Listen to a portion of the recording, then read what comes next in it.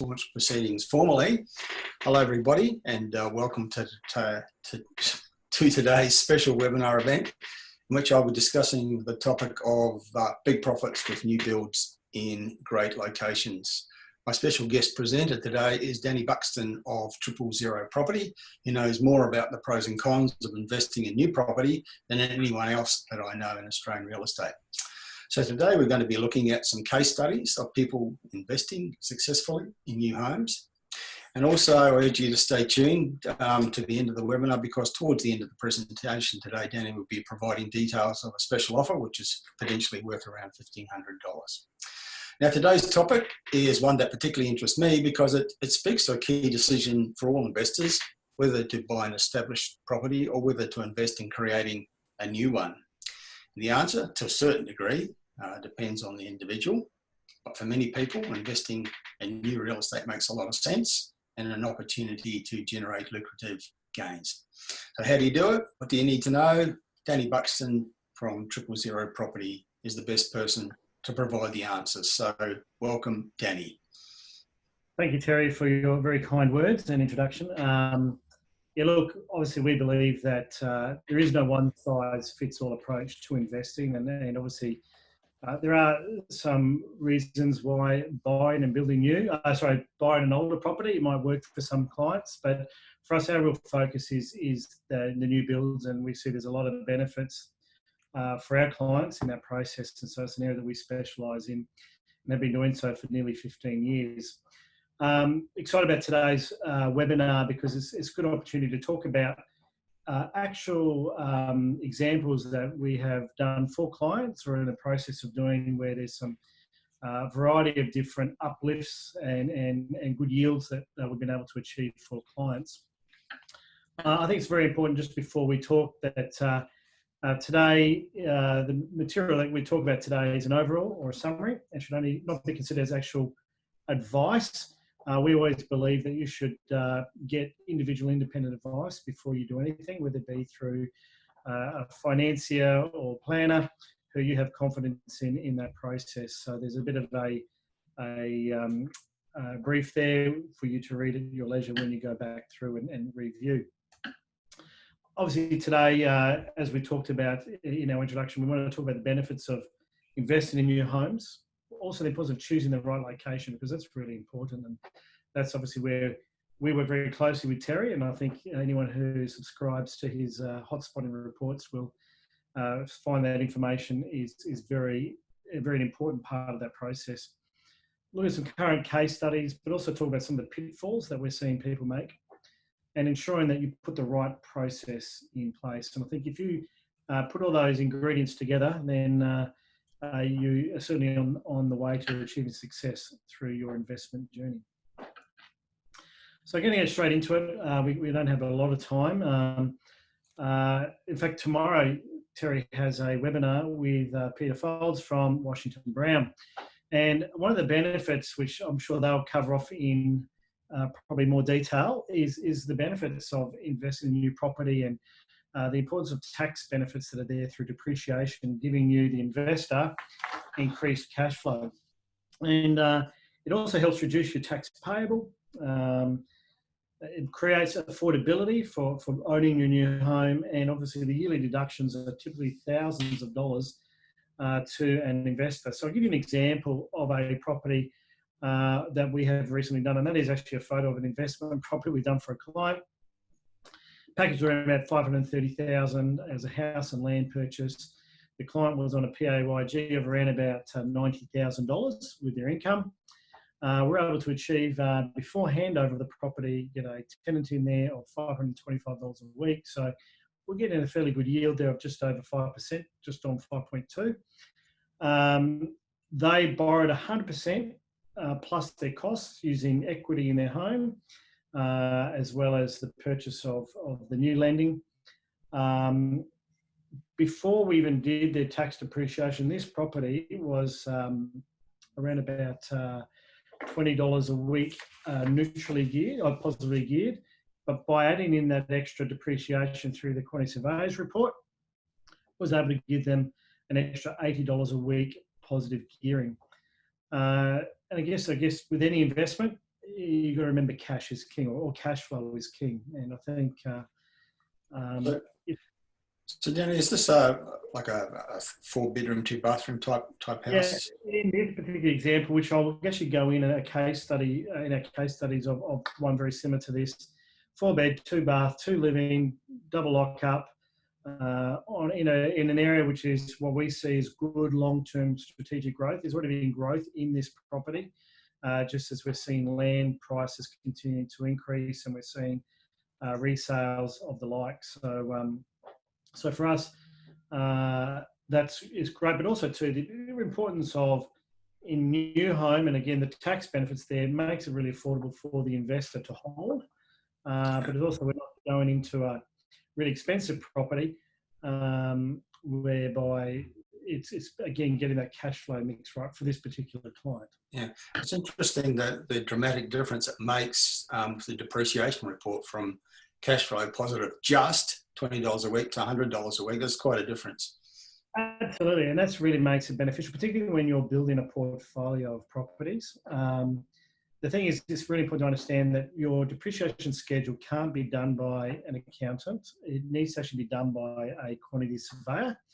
And we're big advocates of Washington Brown, who we work very closely with, who's also part of the panel of partners. We just find Peter and his team just wonderful to work with and great. Quantity surveyor's report will last for around about 10 years before you need to really relook at redoing that. But it's the big thing with brand new property is there's lots that we can claim up front with your plant costs or your fixtures and fittings. And so invariably they can be written off anywhere. Some things will be 2 years, some things will be 10 years, but it's that first 5 to 6 years where there's increased depreciation, which gives that real good cash flow. That will then peter off, but as that peter off, we're going to see the rents continuing to rise in those areas. So it again makes it affordable for you, the investor. The other reason why we like new as well, and this is actually one of our clients, is being new is it means that we can really be strategic around the design of the house that meets the demographics of that particular area that we're going into. Which gives us increased rental demand and rent. Tenants have a tendency to want new property, and we're always able to achieve higher rents with very little vacancy. In fact, right now, again, we'll talk about this a bit later, but the vacancy that we're achieving is we haven't seen in over a decade, particularly on the Sunshine Coast. Yeah, Danny, Dean, who's listening in, was just asking what the location of that example that you had on screen in the previous slide. You're talking about the Sunshine Coast in this case? That was one on the Sunshine Coast in Aura, which is a big master plan development by Stockland. And I will actually talk about, Dean, I'll actually go into a little bit more detail of an example of one in a little bit more detail that we've done for a client that's just about to finish. But we're also getting increased rent. That's because the design, as I said, is really based around, it's important to understand the demographics of an area that you're going into. And why we like new is it allows us to, as we're seeing change in demographics, ensure that the house meets the needs and the demands. It's funny enough, just probably the last 12 months where we were looking at particularly our 4 bedrooms where we're positioning one of the bedrooms at the front, which then tends to, again, become like a home office for a client. As we're seeing more and more people who are working from home, just worked in just really well with us with the COVID and the demand. And we're finding that our properties are being rented. We start marketing some of our properties around about 4 to 6 weeks from completion. And our property management division, Rock here, we're having multiple applications, 4 to 6 weeks out and getting the rent that we'd normally expect around in the summer, which is the highest demand. We're actually getting that rent now, 4 to 6 weeks out from completion. Yeah. The other reason we like new too is that there's very little or no ongoing maintenance, and maintenance can be a big burden. A lot of people don't realise that, there's about, if you've got an older property, you need to probably budget for around about $5,000 a year in repairs or maintenance, because things can go wrong and they can be quite costly, which is really about $100 worth a week to your cash flow. So, Danny, you touched on the advantage with new property being able to design for the demographic or indeed for the trends in the market, and you touched on that home office thing. One of the the prevailing trends that we're seeing is more and more people working from home, something that was been underway for a while, but exacerbated by the lockdown phase that most parts of Australia have experienced at some point. So are you seeing that as something that's changing in the design of new builds, the demand Absolutely. for the ability to work from home comfortably? Yeah, absolutely, and also providing and having internet accessibility in a good way. Unfortunately, in the newer areas that we're going into, there's a requirement that the property needs to be NBN ready. We've got good connections with specialists in that area, so we're even able to help our tenants. The moment they move in, they've got a property that's already got the high-speed internet capability right off the bat. So, which is what they're wanting, what they're needing. Interestingly enough, we're also finding too that the needs and requirements, having the big backyard is important. Having a bit of a yard they like, but also accessibility to open space, and that's what a lot of the new developments are able to provide. But also too, it's interesting enough with the growth prospects that you talk about a lot in we talk about offline a fair bit, but also in your reports, Terry, it's some of those satellite areas, satellite cities like your Bendigos and your Ballarats down in Victoria, certainly like your Newcastles or your Hunter Valley from Sydney, but also too Orange or places like here on the Sunshine Coast, where you still got people working in the city. They can maybe commute 1 or 2 days a week, but also have the flexibility of working from home or working from home 1 or 2 days a week and spending the other time in the city. So they're going more for that lifestyle. Yeah, we call it the exodus to affordable lifestyle, because we're seeing people vacating the big cities, the big, expensive and congested cities like Sydney and Melbourne, and moving to lifestyle areas where they can not only have a more relaxed and less congested lifestyle, but access quality homes for a much lower price than they can in those central city areas. And it's a big trend, and the sort of property that you're talking about is providing for that trend. You touched on the vacancy rates, and you're talking specifically in this case study of the Sunshine Coast, but you and I both know that right around Australia, particularly in the regional cities, vacancies are ultra low, which means that there's demand for new product, and it's not really being met by current supply. Absolutely. Look, there is a big issue. I mean, and look, part of that trend is it used to be the empty nesters that were tending to move out, but now it's the people with families, and we're seeing a lot of families. Certainly on the Sunshine Coast, we've got a population of around about 340,000 people, which will grow to around about 580,000 people in the next 15 years. That's significant growth, and there's not enough land being developed, and that's actually been even further exacerbated with the that we were just talking before the webinar with first home buyers. And a lot of those first-home buyers entering into the market, which is scrambling for that land. So we're seeing increased owner-occupiers into these areas, and for investors, it's a real challenge to be able to secure land unless you have the opportunity to secure it off-market, which is a lot of what we're able to do for clients.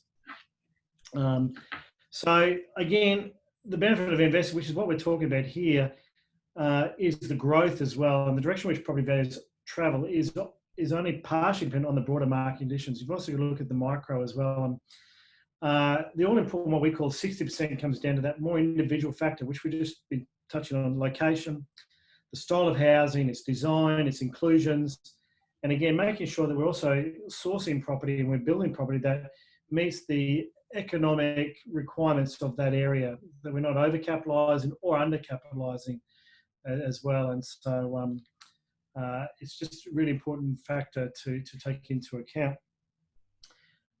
We'll be talking about location, and really that's really probably, to me, Terry, probably one of the most important parts too in the process. Your research is really imperative. I love the fact that where our office is located, we share the floor with Herron Todd White, Sunshine Coast team, and being able to sit down regularly, just have those chats with the team there about what they're seeing, and they're certainly looking at what's going on in the marketplace, and it's quite interesting how buoyant the market is right now. particularly on the Sunshine Coast. That's their area of expertise. And also too, from a rental perspective. But your research is imperative. Look, I think it's if you're not subscribing to Terry's reports, you should be. If you're thinking about investing, but there's also other areas where you can get that research from too to work with that. But make sure it's independent. That it's not from. There's no Terry's not there trying to sell you something. It's just giving you the research and the data so you can then make an informed decision. When you're spending $500,000, it's ludicrous not to look at investing in a few $100s to be able to get access to something that can help you in that decision. But the key indicators, which Terry, you probably know this better than anyone else, obviously looking at that sustainable population growth, not just now, but in the future. Looking at the demographics of the area, the changes that are actually occurring, and they continue to occur. Look at the infrastructure spending. Don't just look at public, but private as well, because I think that's a really good indicator. The affordability, both for tenants and you, the investor, again, looking at the bigger picture, but also looking at the nitty gritty, because that can make a big difference on just choosing the right lot in the right location. And it's making sure that you don't buy with your heart, you buy with your head. And we unfortunately do see a lot of people who buy because they love a particular area. And to me, investing is not about what you like, it's about where you make money. And it's really trying to remove that emotion from that process.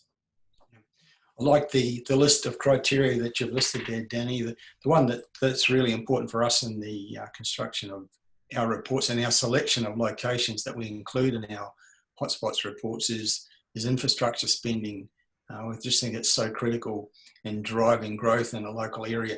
Because we think property markets derive out of local economies. It's essentially about what's happening locally more so than what's happening nationally. And infrastructure spending can be a massive generator of growth, creator of jobs, improvement of amenities, generation of economic activity. Sunshine Coast is an extraordinary example at the moment, but there are many others around Australia. And I know that in your case studies, we're going to be looking at other locations that tick a lot of the boxes in the way that the Sunshine Coast currently does. And when we talked about what to talk about today, obviously we both felt fairly strong the Sunshine Coast would be an important area to talk about, just due to the growth that is and the future growth that's going to be occurring here. Look, it's now recognised as a significant urban area in Australia. There's really strong levels of population and economic growth that occur, and it's been interesting the impact that COVID, looking at what impact COVID would have. And yet we're still seeing really strong levels of property growth. Some of that, not a lot of that, but some of that has been driven by interstate, people looking to move up. Certainly some of that higher end, which is really interesting, talking to Heron Todd White, really the high end of the market is very strong at the moment, particularly in that Noosa area, coming back into Minyama, the waterfront areas, the beachfront areas in Medina, Bocarina areas there, which then flows on, and that then obviously flows out from there as well. And that's in that multi-million-dollar sort of price range. And to me, there's a linkage between the infrastructure spend and the fact that you've just mentioned the top end of the market. I mean, the medical precinct alone would be driving a lot of that, because a couple of years ago, those big hospital and related facilities weren't there, and suddenly there's this whole world-class medical precinct, including a $2 billion university hospital and other things that have sprung up around it. And that's bringing a lot of new people to the Sunshine Coast, many of them highly paid medical specialists just to work in that facility. And obviously they're looking for somewhere to live on the Sunshine Coast. And I think at least some of the demand at the top end of the market is coming from that. You're also seeing businesses from a lifestyle perspective, businesses relocating, some fairly decent sized businesses looking at the Sunshine Coast. Big push by council here to attract businesses, particularly into the new CBD, which is behind us, where our office precinct is. As there's now new construction going on there. There's also a lot of infrastructure spending on roads and actual infrastructure that's going on. a bit of a pain in the neck driving around at the moment with all the upgrades to the highways and the motorways, but it's for future benefits. Yeah. But it's $1 billion spend just on the highway along the western fringe of the Sunshine Coast Strip. It's that's going to be great when it's all done, because we've got to negotiate the mess at the moment. But when it's done, it's going to be great for the Sunshine Coast. The rail line, I know there's a bit of argy-bargy with state and federal government always over that, but that's looking to give it a big tick of approval. And look, obviously, just it's a great place to live, and I think I think what COVID has done is it's got people to sit down and think about, well, where do I enjoy living? And look, I'm very biased. I think Sunny Coast is a great place to live, whether it be here or in the hinterland. Where you are is it's really good. I think too, we just talked about the rental market. I mean, as I said, it's just for us been incredible. I've just got a little graph here, which just looks at here just the, I guess, as you can see at the beginning, this is this year alone, where the tenant inquiry, always very strong in that January, February, March. We always try to push for rentals to come up for renewal in that time, because that's where we tend to get the maximum rent for our clients. But we're actually finding that we're achieving rent. In fact, we're hitting record rents. Property that we just did recently, a couple of years ago, for a client in Pridgeon Springs, or Pridgeon Beach, sorry. We just a 5-bedroom house on a 450 square metre block is now renting for $640 a week, which is giving our client almost close to a 6.7% yield just on a normal house, which is great. But we're getting at least 5% across the board in everything and anything that we're doing without having to try too hard. So that demand is really there in that rental. But look, there are other areas that are experiencing we love what's going on in Brisbane. We think there's some really good opportunities in Brisbane, particularly around that North Brisbane area, around that Peachtree. We've got the new university campus there. I know universities are in a bit of a hard space at the moment, but it isn't long term. But certainly the new university campus there's for 10,000 people in Peachtree. So tapping into that, that's very close to the North Lakes precinct, very easy access to the highway. You've got the train, you've got airport, you've got all that northern infrastructure there, all that infrastructure spend with the duplication of the runway in Brisbane, and the massive amount of infrastructure that's going in around that Brisbane airport area, which is just jobs, and more jobs. Yeah. I think proximity of jobs nodes is such an important factor, and a lot of people think that means you've got to be close to the CBD because everyone works in the CBD, but the reality is they don't. Most people don't work in the CBD, they work in suburban jobs nodes. And in Brisbane, the biggest jobs node is what they call the Australian Trade Coast precinct, which is the commercial industrial precinct that's sprung up around Brisbane Airport you mentioned, but it's also very close to the Brisbane Seaport. They're clustered quite close together. So the commercial precinct around that is called the Australian Trade Coast. That's the biggest jobs node in Brisbane, and that's up in the northern part of the city. So the area that you're talking about, the Moreton Bay local government area north of Brisbane, is very well located for proximity towards that massive jobs node. There's been a lot of infrastructure spent in the last few years with that whole upgrade of the Gateway Arterial to the airport from that northern corridor, from the highway and around through that digging deviation, and so you've got far greater improved accessibility. But for those who do work in the city too, with the tunnels, it just decreases that travel time significantly, and then also even going from the north of Brisbane to the south of Brisbane or out west is now travel time has been decreased dramatically. So yeah, they've just spent $1 billion upgrading the Gateway motorway, which feeds through the Gateway Bridge linking the north and south sides of Brisbane, and there's more being spent. There's more coming up, so they're continually upgrading that, and so it's become such an important arterial route for people in Brisbane getting north and south, north to the Sunshine Coast, south to the Gold Coast, or to other parts of Brisbane. We love, again, just where time, love Ballarat and Bendigo. I think they speak for themselves, and we're just seeing great success. We're going to do a case study on a property we're just finishing for a client in Ballarat. But again, two really key strategic cities for Melbourne CBD they stand alone in their own right, but being satellite cities to Melbourne just really also adds to that lifestyle and affordability for people who are in Melbourne looking for a little bit more space. You've got really good education. Education is really important. Again, Sunshine Coast, the amount of private schools and choice for people in their education is very important, and that's something that we always look at when we look at going into an area.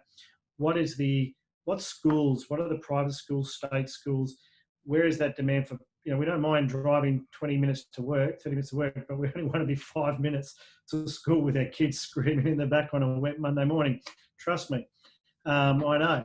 But, in Ballarat and Bendigo, Ballarat has a phenomenal amount of schools, university precincts, education, but also jobs and infrastructure spend, and significant infrastructure spend, both from the state, federal, and also local council and private. So they're two areas that we really do speak, and we do feel there's real opportunity for good sustainable growth over the next little while. Yeah. Terry, yeah, look, we're hearing a lot about the second wave of the virus in Melbourne, but talking about real estate markets in places like Ballarat and Bendigo, I think they're getting a second wave of a different type, and it's related, I think, to the pandemic. I've been watching Ballarat for the last, say, 3 years, and it's been one of the number one markets anywhere in Australia in terms of price growth. It's been a phenomenal performer for all the reasons you've just articulated.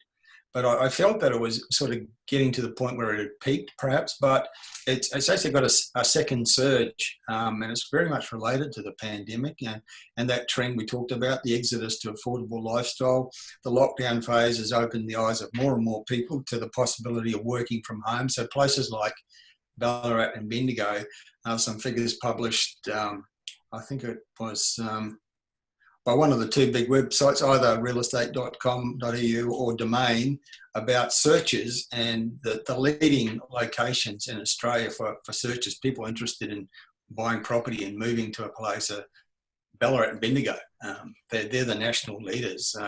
People out of Melbourne in particular wanting to go to these places for all the reasons we've talked about.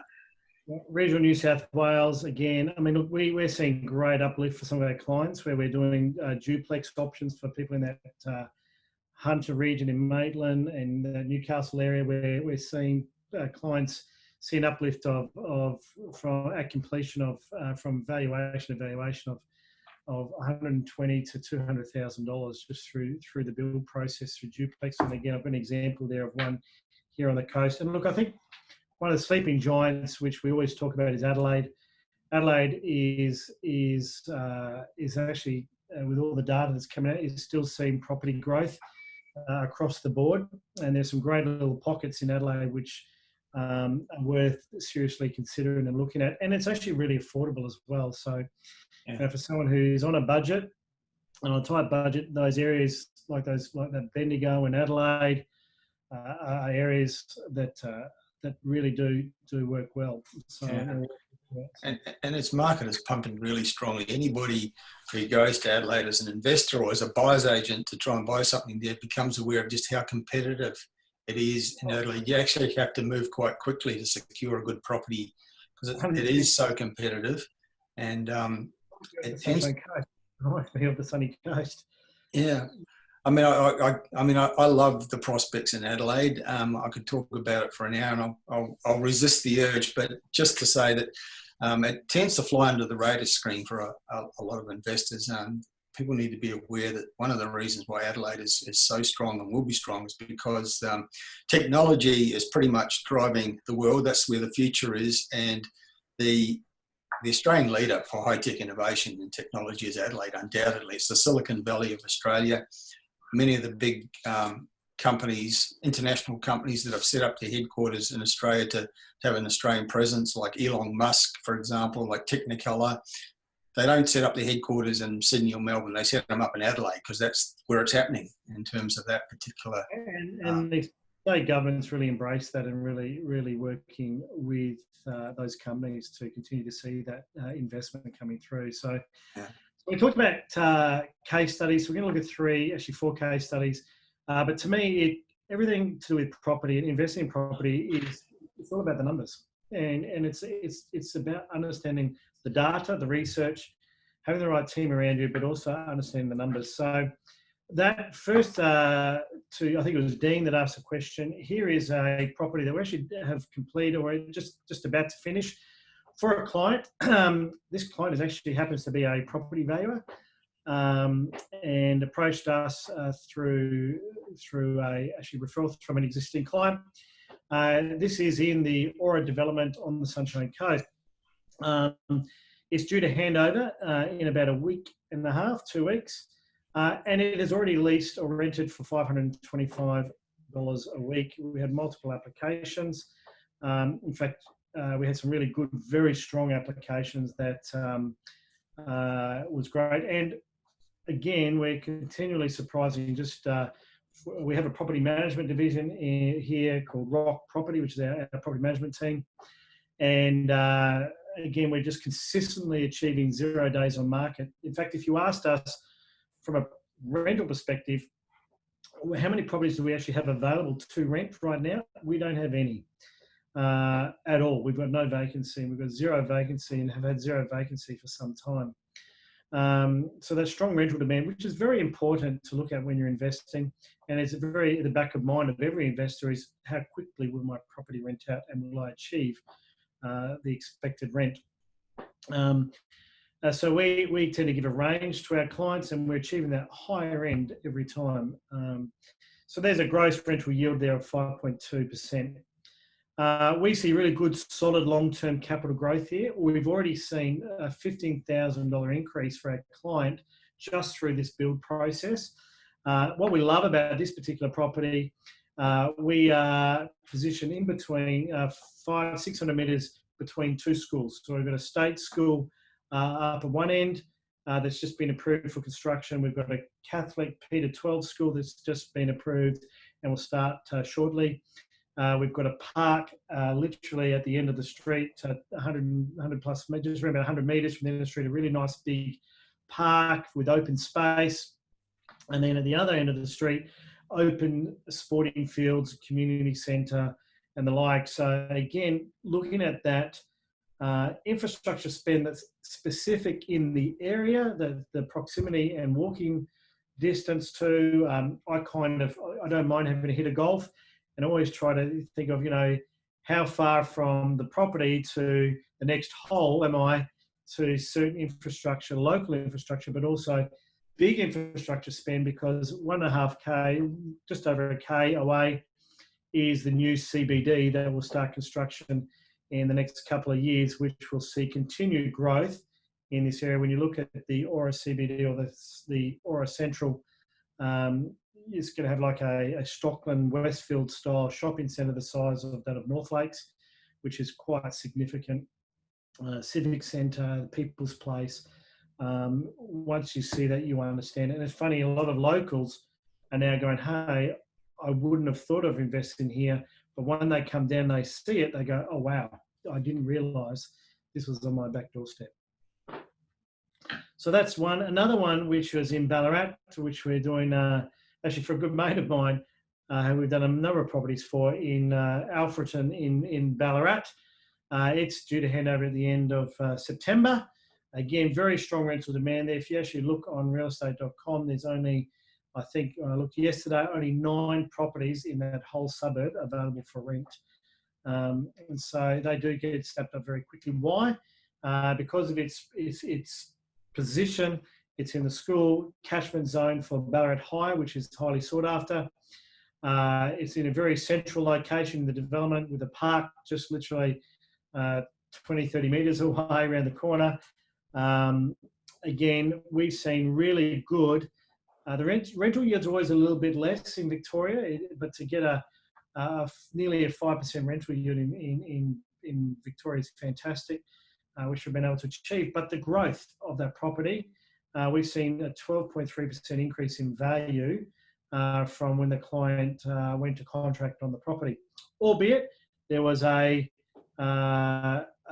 delay in registration. which has only benefited our client in that process. So without really spending any money, we're starting to see increase in value right off the bat. So we've got some very happy clients in Ballarat. Danny, just before you leave Ballarat, Nash is watching and listening. Asked the question, would you also look at suburbs like Winduri? Also mentions Bonshaw. I'm not familiar with Bonshaw. Do you know that suburb? I'll have to have a look at that one. So again, when we look at suburbs, we also want to look at the development and the developer as well. So it's really important to understand that when you're buying, you've got to look at who's your builder, which again, I'll talk about in the pitfalls. And you've got to put all those things together, as well as probably the key part is also the location. But if he wants to shoot us an email, I'm happy to come back and have a look at that in more detail for him. Okay. So another one here, which I think is fantastic and very excited about. This is literally hasn't been released to market yet. So I've been working with one of our panel builders, and we were just talking. He mentioned that he was looking at something on the line. So we've been working with him and his team on this. So so this is to be released. We've already got a client who is taking one of these, but why I like this is it actually is we're able to do a single contract on this as an SMSF compliant purchase for someone who wanted to do something in their super fund, which works really well because the growth here is also the rental growth. We've got a yield there of 6.7 to 7.3 or 7.2. And to get that in a residential property is fantastic. So this is a dual key property. The price is fantastic. It's actually a terrace style dual key, very close to the university precinct in Kalanga, Petrie border. It's only 700 metres to the train station at Kalanga. It's an infill development, which means it's in an older area where there's been a knockdown of a house. It doesn't mean the land's been filled up. It just means that it's been knocked down and it's surrounded by existing infrastructure. It's actually less than 2 k's to the Westfield Shopping Centre. Obviously the railway line, the new university, really close access to the highway, which is fantastic. It's not one of those properties that backs onto the highway. You're a certain distance away. We like this. It's got that 3-bedroom, 2 living, plus a separate 1-by-1 as well next to it, which gets that rental growth there. So, and again, just this position is just perfect for continued capital growth as well. But why I picked this and choose this and wanted to demonstrate this is there are a couple of options that we have for this. Nice, modern, clean, but just getting a really high rental yield, which a lot of people are chasing. So it's growth focused and yield focused. So big tick from us, and getting that depreciation just adds even further benefit as well. Danny, just a comment coming through from one of our listeners, Mandy Lee, just a comment. She's an investor in Ballarat, and she says, I love my Ballarat investment. It's gone up in value 40% in the past 3 years. And I know from our research that those sorts of value increases over the past 3 years are fairly typical of what Ballarat has delivered, but is continuing to deliver. Yeah, look, I still see a couple of years of good growth there.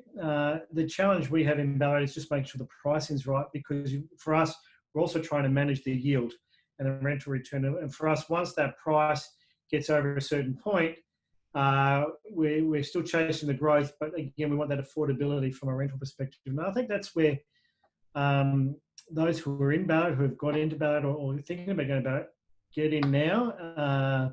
We're certainly able to assist you in that process because that's what we do.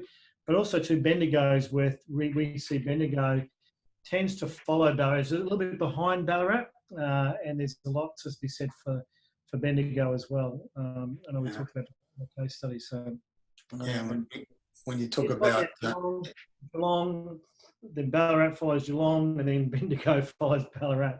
Yeah, there's no doubt that Bendigo's a little bit further back in the cycle than Ballarat is. It's still rising. It's boosted definitely by infrastructure spending. $700 million spent on a new hospital there a couple of years ago, which is typical of how the state government sees Bendigo's importance in the overall scheme of things. But it's a great regional city. It's growing. It's got economic diversity, good links to Melbourne. Yeah, and it's a great place to consider, I think. Absolutely. So, and look, again, that's one of the things why we like that northern Brisbane part as well. Just the infrastructure spend that's been going on there. Demand for land. There's not a lot of development left in those areas, and so that reunification of older areas, and we just see really good opportunity. Where we're seeing great success for our clients is in that duplex space. And I mentioned in Maitland and in that Newcastle Hunter region, where we've seen some fantastic results for our clients, but also here on the Sunshine Coast. And so this is a property with one of our clients who actually spoke with you as well, Terry, just wanting to get some information, who's based in New South Wales and maybe listening to this. So g'day mate, how you doing? So there's a property. This is actually a photo of another client's property that we've done, which is very similar, but it's a duplex. So our clients just recently been able to secure some land which is suitable for a duplex here on the Sunshine Coast. This particular one is also in Aura, which is very hard to get, but was in a unique position where he was able to get all his ducks in a row, make sure his finance was right, so we're able to jump on the opportunity with the developer there, secure the land, and we're able to get the right build to get the right achievement. So the rental appraisal, and we're already confident whether we're achieving this, of $475 a week. So that's at $950. So that's giving him a gross rental yield of 6%. And we see again that solid long-term capital growth because of its location within the estate, its proximity to all the aforementioned infrastructure that we talked about. But we've had another duplex which a client has actually purchased, and during the construction of that property has on-sold. And the settlement is at completion of that duplex, and he sold the same property for $940,000, which is just 200 metres away in this from our clients.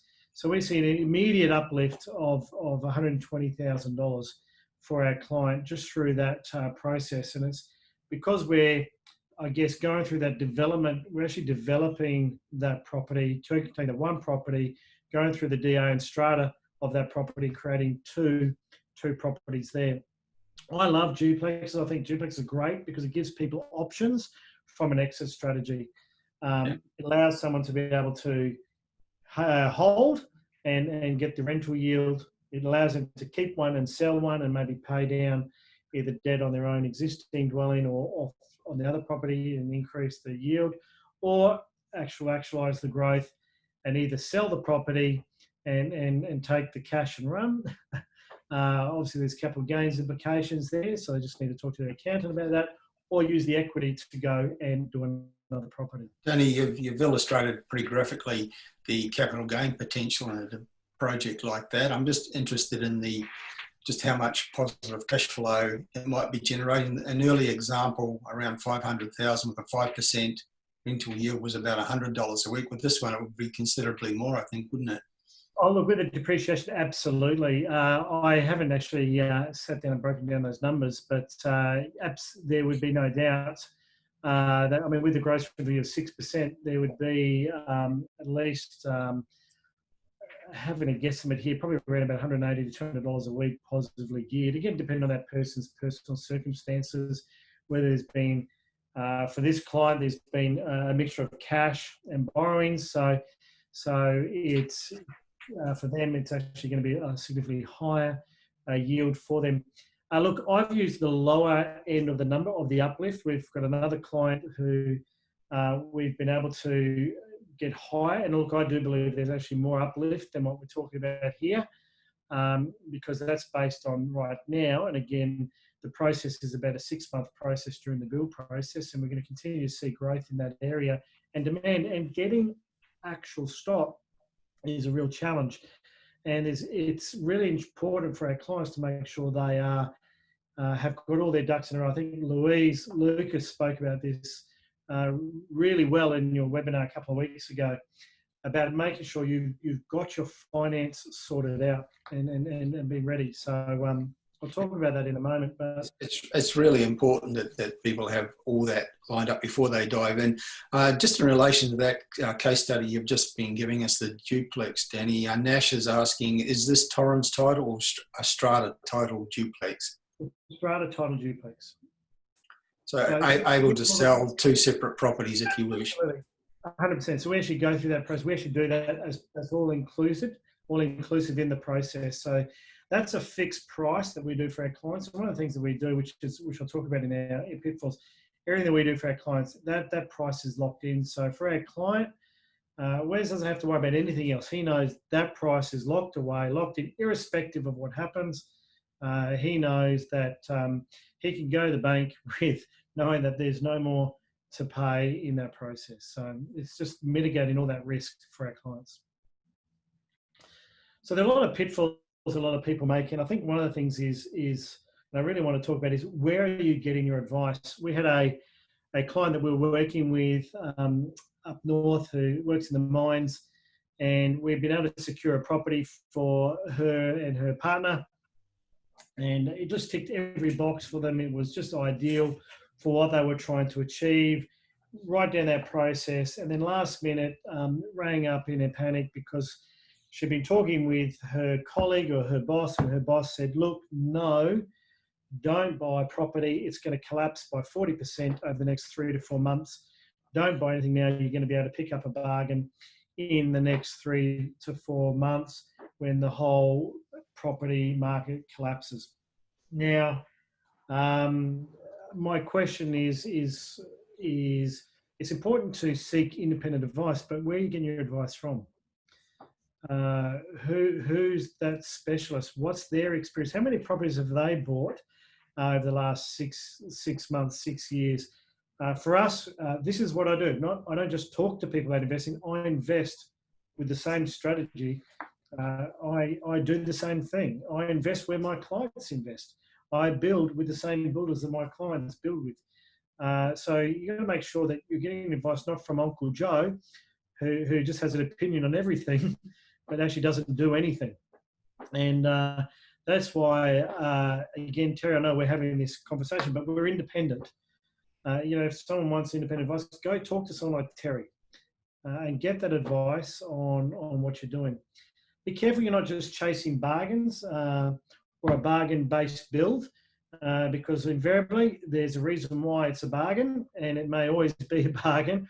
Or if you're chasing a cheap build, that's what you're going to get. And invariably where we've seen a lot of people getting unstuck is they're signing on build contracts for X amount, but it's ended up costing an extra 10 to 15, even 20% more than what they think. So, watch where you see builders promoting, house from, with that little asterisk, and there's all the fine print. And it's often when you go through the build, what's included, but actually what's not included is just as important. And you think you're getting something and you're not. Now, I've had big blurry men with beards and high vis come in and look very, very scary. Come in my office, sit down and plonk down and say, Danny, I need your help, and then end up bursting into almost tears because they've got themselves into a prickly situation with a builder who's not cash strong, who's going through their bills taking 3 times as long as what they thought, their builder's chasing money or has extra variations and charges which they didn't think that they were there. So we just think it's really important to get the right advice, and that's what we do as part of our process. We are like a building broker. That's part of our process. So it doesn't cost anyone anything. We are paid by the builder, the panel builders that we do through a profit share arrangement. But it's important to get good finance advice as well. Talk to your lender. Make sure you know exactly where you sit and you know what your absolute budget is and how much you can go to, because you don't want to get caught in that situation where there's variations and all of a sudden you're scrambling to try to find money to pay the builder. but also to not getting the right legal advice. And we're always big on getting the legal advice before you sign your contract. There's lots of pitfalls there. That's where that previous person made the question about some developments in Ballarat. We want to look at the developer, we want to look at the development and the contracts to make sure that there's no hidden costs even in purchasing that land. That's very important. Which leads on to, I guess, getting all your ducks in a row, the right process for success. And I know, Terry, we're doing a shoot next week about the importance of building your team. To build your portfolio, you need to build your team. And that's, I can't suggest that highly enough. And that team needs to be independent. I had a colleague, some clients of ours who got caught up just recently through a company that was doing a phone around and got them in a car, started driving them around properties and saying, no, we're going to buy, tell them they can buy 4 properties straight away in these areas that were deemed for capital growth and pressured to sale, to sign a contract there and then. And they did the finance, they did the legals, they did everything in-house, where they've already got a good team, they've already got a good lending institution, they've already got a good law firm that deals and works with them that's independent. They've already got the right property strategist there. And she rang me up and said, Danny, I think we've been hoodwinked and we paid all this money up front and we sat down and we looked at it and the properties that they were suggesting were just abhorrent. I mean, I'm just, in their super fund, looking at buying a unit which was only going to give them around about a 3% return. Just didn't make sense. And so, look, go back to your financial planner, go back to your team, because this is not right. We know we can do far better than that, and by being smart and by being strategic. So, again, you've got to start with the end in mind. What is the purpose? What is the reason for buying this property? And that's the most important thing. Once you know that, get your finance sorted out, be market ready, just as what Louise said in her, because that way puts us in a position that we can go in and we can negotiate to get the best deal, particularly with land, with the developers. That puts us in a strong position. Get legal advice before you sign a contract. Work with a strategist who understands, which is what we do, so then you can get yourself ready for success. And I know we're running out of time, as we always do, but I'm sure there's some questions coming in, but we do have a special which we want to talk about briefly, and then we can go to some of the questions there. But anyone who wants to utilise us through as a bit of a hotspotting special we'll contribute, or we'll actually reimburse you to about $1,500 to your professional fees in your conveyancing. We've got a great team that we do work very closely with FC lawyers, and a little bit of plug because they're also now part of the panel of partners with Terry. And I think it's always good to promote people who are part of that, your partner group there, Terry, because they're all independent. They're people with integrity. We like them because they give a fixed price to all of our clients in their legals here in Queensland, certainly, but even anyone who we're working with, we're able to reimburse them $1,500 towards their professional fees as a bit of a special for today. Okay. Thank you, Danny. Just turning to some of the questions that's come through and encourage people. We've still got 5 or 10 minutes, so please type your questions into the chat box or the Q&A panel, and we'll do our best to answer as many of them as we can in the next 5 or 10 minutes. Kevin's asking, if I purchase a build property through a company registered for GST, can the GST on the bill be claimed back? So can you repeat that?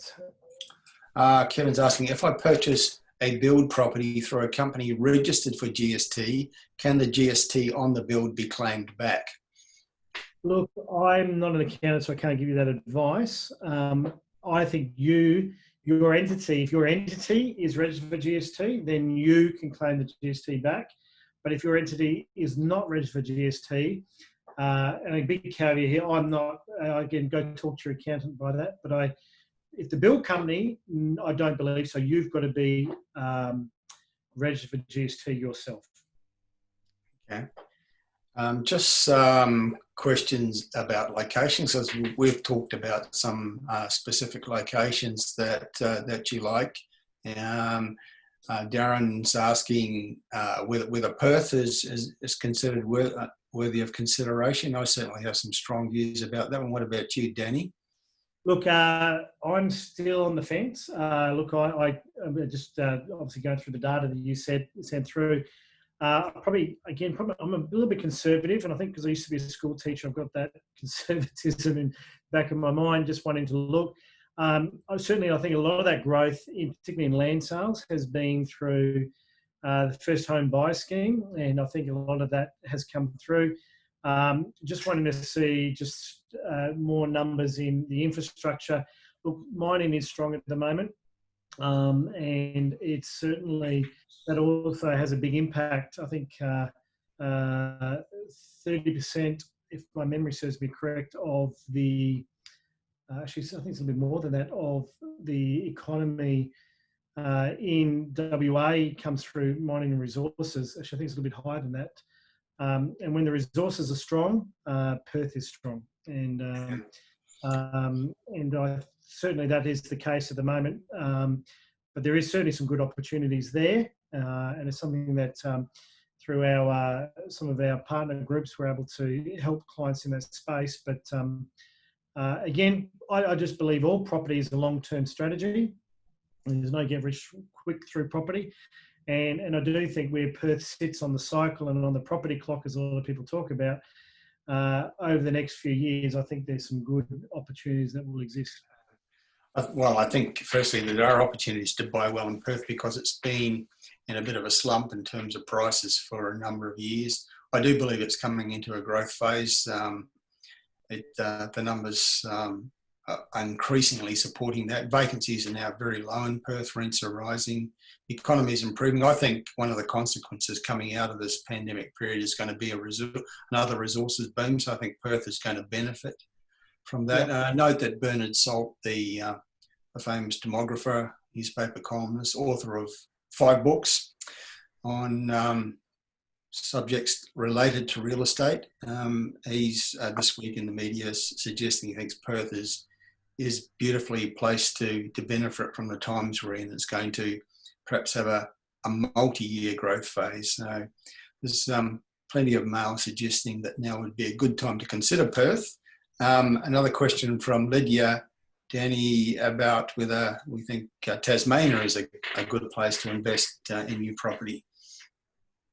Yeah, look, we have looked at Tasmania. I think part of the challenges with Tasmania is the cost of construction is quite high. I think Tasmania, in my view, it's probably coming towards the end of its cycle. I think there's probably better opportunities elsewhere. I think those who have invested in Tasmania have done well. Yeah. But I think it's a bit of a wait and see for me. I'd probably defer that one to you, Terry. We've looked at it. We can see for the pricing that we're seeing there now, it's starting to get up there, that we're not sure how sustainable the rents are going to be. And so I then just automatically default to places like Adelaide or Bendigo. To me, I think for the same sort of money, you can see better uplift in growth. Yeah, I think you may be right that certainly Tasmania and Hobart and Launceston have had a great growth phase for about 3 years. They've been great performers. Taking a long-term view, I think Tasmania is a good place to consider. Hobart still has vacancies around 0.5%, so there's a shortage of rental property. One of the significant things is that Tasmania in the latest ComSec State of the State report was elevated to the #1 position, which is extraordinary because, and a large part of the time that I've been doing what I do, Tasmania is kind of ranked rock bottom last amongst the states and territories on most economic indicators, but gradually in the last, say, 3 or 4 years, it's risen up through the rankings, and now it's #1 in terms of how ComSec constructs that report. So that's a big feather in the cap of that. Of our smaller state. In long term, I think it's got good prospects, but I think you're right, Danny, that's probably right now sort of past the peak of the current cycle. I think going against what we just talked about, I think through our partner company is if I was going into Tasmania, I'd probably look at something where we can value add through a small renovation or something like that, and pick up some of the stuff in those areas that are already built, where you're in that middle ring of Hobart, where you might be able to pick something up, just tidy up and then get that increase. But again, people wanting to do that, we can certainly assist them in that process through. Yeah.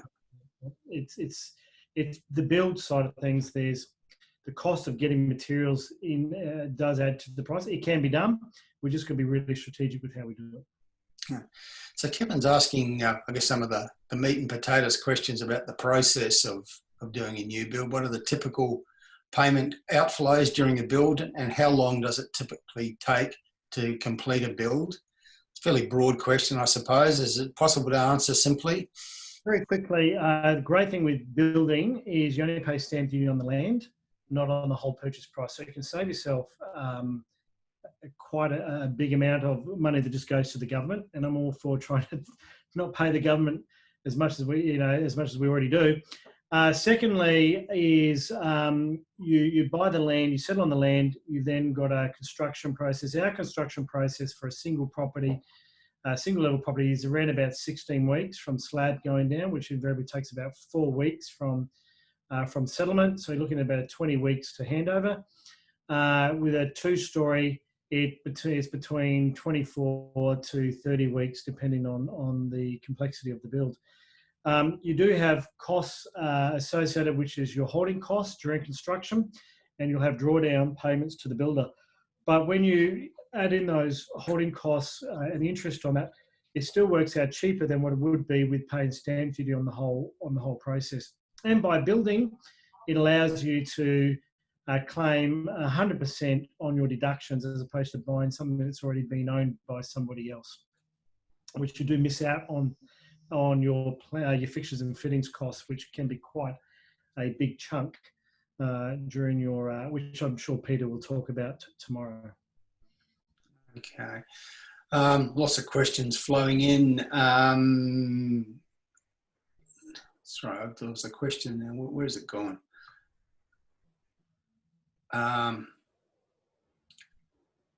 Dean, that's the one. He says, I have 2 development sites. Can you do quotes on these for me? I'm sure you can, Danny, but probably one where it'd be good for Dean to follow up with you after the webinar. Just email us at invest@000property.com.au, which is up on the screen there, and just shoot me an email with some information. I'll probably need to understand where it is and some other stuff, but always happy to help out and look out with what we can do. And I would urge people to follow up by making contact directly with Danny if you've got further questions or interested in taking advantage of the services that he offers. Jeff, there's a lot of questions that relate to, we've been talking a bit about Ballarat and Bendigo, and there's a lot of questions relating to that area. And Jeff's wondering about, what about some of the smaller hill change towns and sort of in that general area, perhaps between Ballarat and Bendigo, places like Malden, for example, Castlemaine. They're smaller towns, but I guess they benefit from being in quite a broader area and close to Melbourne. What do you think, Danny? Yeah, look, I think at the end of the day, you've got to look at who's going to be renting my property, who's going to be living in this property, because obviously we don't want a property sitting there vacant.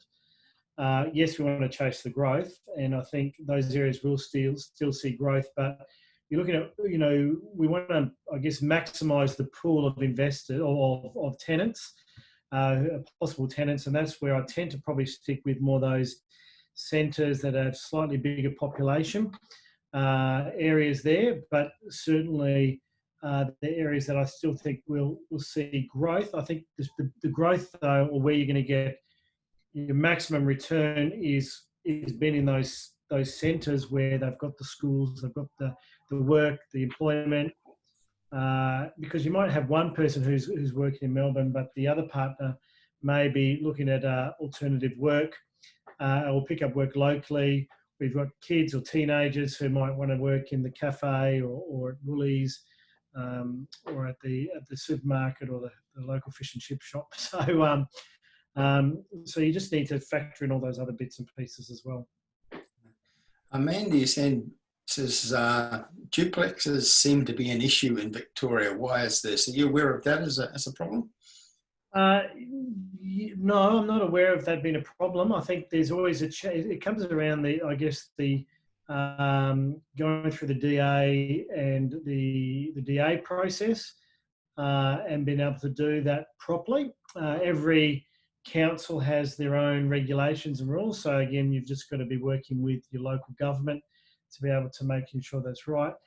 We haven't come across any major issues with the duplex.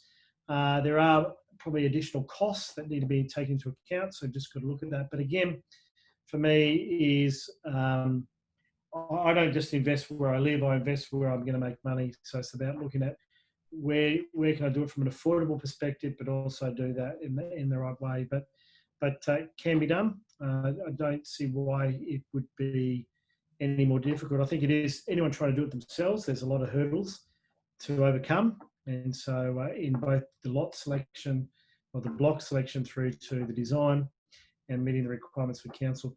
Certain developers don't want them, and so they don't allow them in their estates. But it doesn't mean you have to be in those estates. Okay, yeah, I guess Cam was asking a couple of questions about Ballarat and Bendigo, and one of them is, if you had a choice between the two, which would you go for? Is Ballarat at its peak? Do you think there's further growth? Which between the two, if you had to make a choice? Look, I think Bendigo's great. I think there's real good options in Bendigo. I think Ballarat's certainly proven for those who probably for their first one, they want a little bit more comfort. They might find Ballarat's where they feel more comfortable. I think they're both great areas. I just don't. It just comes down to Bendigo's a little bit cheaper, and so the yields are a little bit stronger at the moment. I think the people that really benefit out of Ballarat are those who depends, I guess, if you're looking at buying in the next 6 to 12 months, you probably lean towards Bendigo. If you're looking at being able to do something now, then there's still great opportunity in Ballarat. I can't answer that one, Terry. They're both strong. I guess it comes down to your exit strategy. I mean, it depends on the individual to a certain degree. I mean, quite often the questions that people ask, particularly about location, there's no one right answer. Often the answer depends on the individual, what they already own, how much they can afford to spend, and all of that. Steve's asking about Albury-Wodonga, which is certainly a market that I'm very interested in. Do you have any thoughts on that market, Danny? Yeah, it's certainly had a lot of press lately, hasn't it, with the border bubble? But yeah, look, I think it's good. I think there's it's an area that will always I think do okay because it's really good infrastructure that's there, and further infrastructure that's coming in. Another one is Wangaratta as well. Is another area I think which is quite good. Orange. Even Tamworth, there's some opportunities out there in those areas. So we didn't really talk about New South Wales, regional New South Wales, but there's some really good markets. Again, it comes down to your overall strategy, what property you hold, and then it's about then coming together and then finding the right option, the right package that meets the demographics to help additional growth in that property through building the right style of property in that area. But Albury-Wodonga, I don't see an issue there.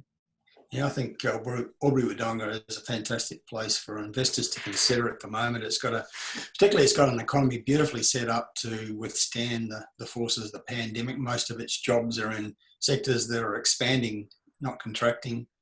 At times like these, very affordable, great rental yields, and it's a good opportunity to buy property, established property on large blocks of land where you can subdivide and build new dwellings. So that's an opportunity that particularly applies to Albury-Wodonga. Nash is asking, do you look at areas like Bundaberg and Toowoomba? Do you have... Yeah. We are doing some stuff in Bundaberg, but more around the special disability accommodation, which we haven't talked about today. But yeah, look, Bundaberg is for me no at the moment. I think there's some opportunities there, but again, it's looking at the longer term prospects. Toowoomba, yes, I think there's some opportunities in Toowoomba, but again, Toowoomba's had some really good growth.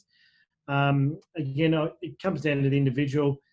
When I look at a client and we look at their affordability, we look at what they want to spend, it's then trying to come up with the best option that we can for a client. And so I think we tend to take initially a macro view of the whole thing is when we sit down with a client, ascertain what is the purpose of buying this property, what are you wanting to achieve. Based on that, then we can look at timeframes, look at what's going on, and then pull an option together for a client that suits them, their comfort level. Some people do have a preference. I think one of the big mistakes people make when they invest is they invest where they live because that's what they know and that's what they're comfortable with. Or they turn their own home into an investment. That's one of the biggest mistakes people can make. And they get their structure wrong. One of the pitfalls, going back to those pitfalls, make sure you've got a good accountant, an accountant that really understands property and give you the right advice. If you're dealing with a financial planner, that your financial planner is property focused. A lot of financial planners have all the right intent, but they don't understand property.